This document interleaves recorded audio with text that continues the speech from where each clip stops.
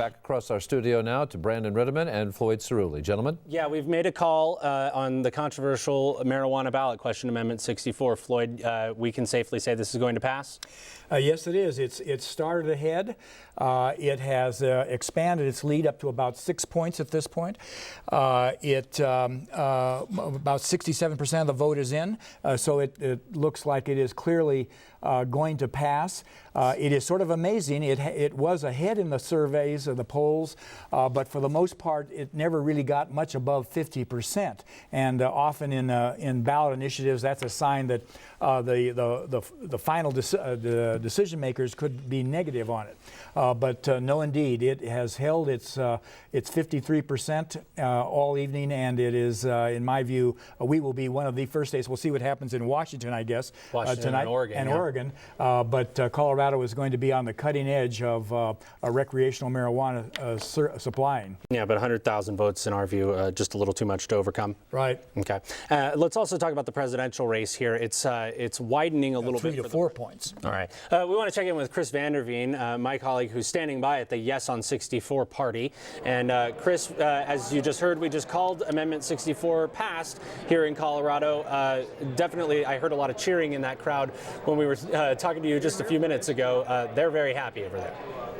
Brandon, there was a lot of optimism here expressed about a half an hour ago when they really started to get the idea that Amendment 64 was going to pass. And now by 9 News calling it, Colorado becomes the first state in the country to legalize marijuana possession. It is a historic night, any way you look at it.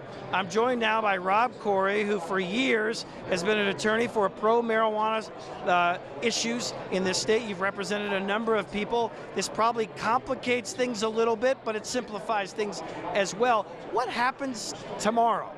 Well, tonight is the culmination of many years of effort on behalf of people who love freedom. So what happens tomorrow is freedom increases in Colorado. And what happens tomorrow is Colorado is open for business also. This is an international movement that could come here to Colorado. This is the only jurisdiction to legalize it in the world. So people can come from all over the world to our state. But some people worry on a negative side that there could be increased crime related to a marijuana trade here in Colorado. There could be kids that get marijuana when they shouldn't be getting marijuana. What do you say to a number of people who are listening to this right now that are worried about what this means for Colorado? This will decrease crime because it takes marijuana out of the criminal element and puts it into a regulated structure, just like alcohol. If you think alcohol prohibition was a success, if you think that was a good government policy, then you probably voted no on Amendment 64. Luckily, the majority rules, and the majority of Coloradans believe that alcohol prohibition was a failure, and they believe marijuana prohibition was a failure. So this is gonna decrease kids' access to marijuana because it puts it in regulated stores. Speaking with Rob Corey, noted attorney here in town, represents a lot of marijuana issues.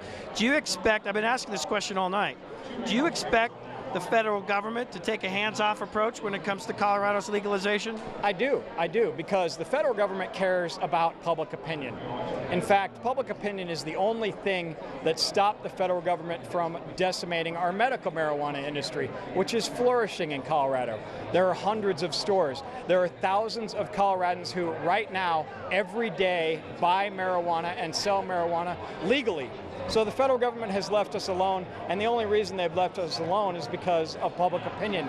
Now here, with Amendment 64 passing pretty significantly, the federal government has a strong message from the voters and the taxpayers and the people that the federal government say they work for that back off, leave us alone, and concentrate on global terrorism, organized crime, serious issues that we call on our federal government to do, and not an assault on a harmless plant that is a good thing for many people. So this is a strong message to the federal government, and I expect the federal government will heed the overwhelming wishes of Colorado voters and leave us alone. Rob Corey, thanks very much for joining us. We'll see if he is in fact correct.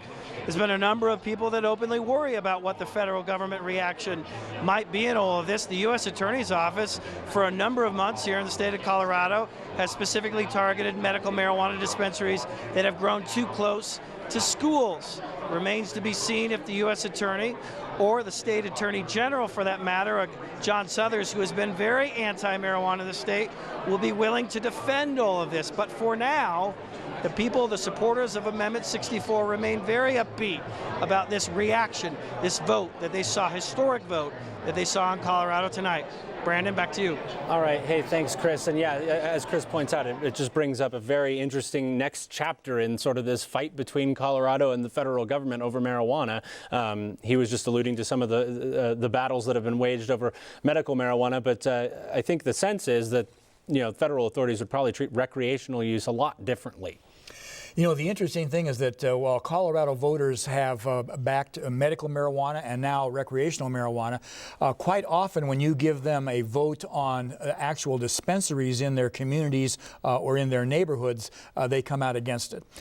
So that it's sort of it's interesting that at a more idealistic and general level they have come out in favor of it, but again, when it gets very close to their homes, they're concerned about it, and obviously there'll be. I think that as this is implemented, the impact it has on driving, as it has on schools, the general sort of law enforcement behavior that takes place, I think will influence people as they think about it. While it is passed, I think it's still not. I think the public was taking a chance here. We'll see how it works out. Yeah, and I want to just share that we've gotten a statement from No on 64, the campaign director Roger Sherman, saying, "We knew all along this was an uphill battle against a well-funded national movement." Goes on to thank some of the state officials and local officials who assisted in opposing Amendment 64. So seems to be a concession on their part that they know this isn't going their way. That's right. I would point out that as it was pointed out in the